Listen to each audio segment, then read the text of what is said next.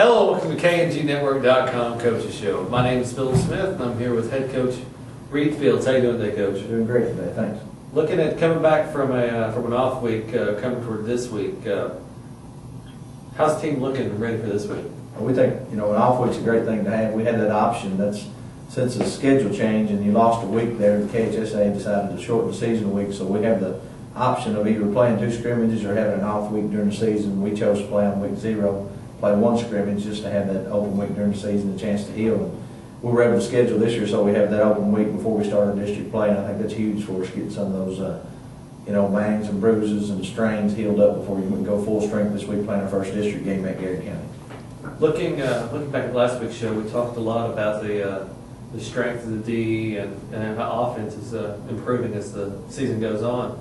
What do you think is going to be key in taking down Garrett County this week?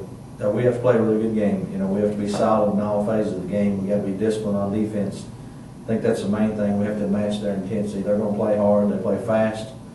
And I think the biggest thing is just being ready to go and believing in ourselves and being able to make that journey on the road in a tough place to play and coming out ready to play from the get-go. We can't get down early on the road down there and expect to come back 2 or 3 scores. So we have to play well early. And it's all about tackling, and it's all about blocking and tackling. That's what football is. You have to play the fundamentals well. We've really been stressing that this off week.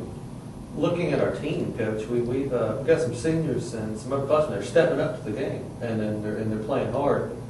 How do you think the underclassmen are coming along this year? Oh, we've got a lot of young kids contributing, and we try to stress that with everybody out here. We got a roster of 50, 55 kids, somewhere in that range, and those younger kids contribute every week playing scout team or just going through drills with us, pushing these other guys. And we've got a couple of sophomores that are playing, even seeing some starting time. Kernan Trout started every game as a sophomore for us, and even Josh Mark started last week as a sophomore.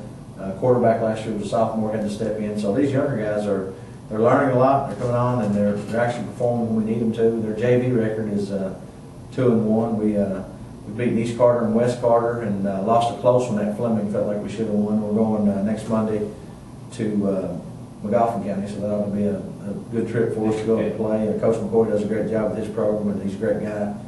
We got to play him last year 2 times, so looking forward to that trip, and just pleased with the younger kids. Wish we had more numbers out in the freshman class, and some of those kids have the option. We're letting them play only JV and freshman ball instead of just, if they don't want to put the full time in for varsity, they just don't get a letterman jacket. Here we have an alumni association that when you play varsity and you finish your full season, that first one, you have to play the rest of your career, you get a letterman jacket paid for which is about a $150 jacket. It's a pretty good deal.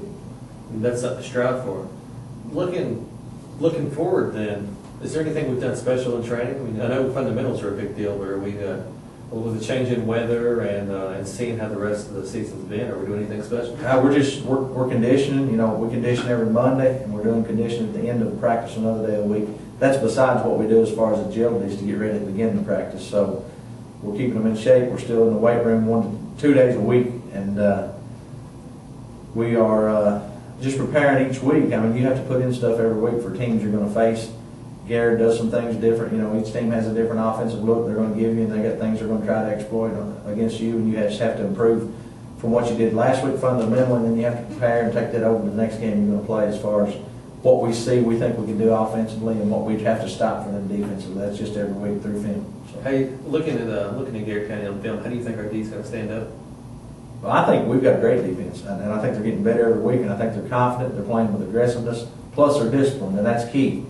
We've had some aggressive defenses in the past that haven't been very disciplined. Counters have beaten us, and they've been able to run underneath of our ends and our linebackers out of position. But I think now, with what Coach Crouch and Coach Baldwin are doing, and I'm trying to help them as much as I can, my hands are pretty full with the defense as well, or with the offense as well. But what we're doing as far as footwork, what we're doing as far as route to the football and keys to read, we're on a different level now doing that than we have been in a few years. So I'm really happy about that.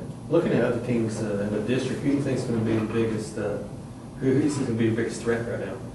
This district to me is just as even as it could be. I think there's 6 teams in this district. I wouldn't be surprised at all if either one of the 6 wins it, or either one of the 6 doesn't win a game in it.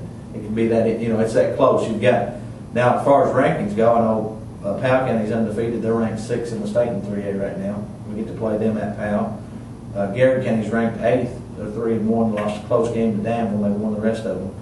And then you've got Estill County, who's always really good. They run the double wing. Coach Jones does a great job with them. They're going to be physical, just straight at you, nothing, no surprises about that.